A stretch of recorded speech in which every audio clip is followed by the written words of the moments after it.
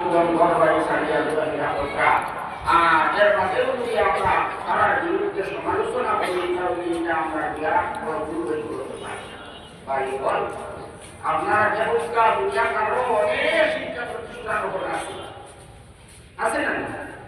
একেবারে ছোট ছোট স্কুল থেকে আরম্ভ করিয়া স্কুল কলেজ ইউনিভার্সিটি চাকরি করিয়া প্রাইভেট স্কুল কলেজ হয় আপনারা খোলা যাচাই করিয়া দিয়ে চিন্তা করাও কতখান ছাত্রর অধিকারকে আদায় করা, ছাত্রর হক কতখান আদায় করা আপনারা একটু ভুল দিয়েছিল। আর টেকা কতটা খরচ করা কত সম্পদ যে তার পিছনে পানির মতো প্রসারিত পুরা আপনারা খেয়াল করে দিলাম।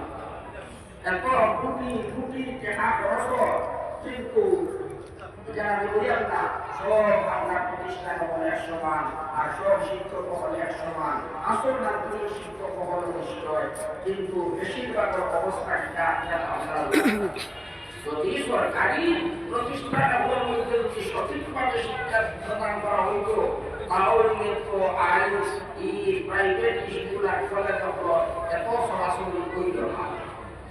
আর আপনারা দেখবেন এক একটা উন্নত কয়েকটা প্রাইভেট স্কুল প্রাইভেট প্রতিষ্ঠান হয়ে ওঠে এর লাগে সরকারি কাজ করা যায় মানুষের একেবারে লাখনি পাবে।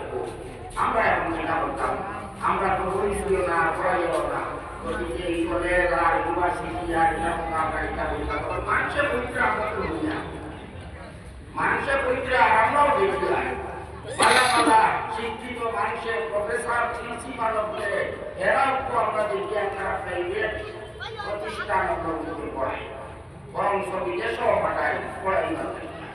এত বোঝা গেল সরকারি কাজ হইতে পুরাপুরিভাবে হক আদায় করা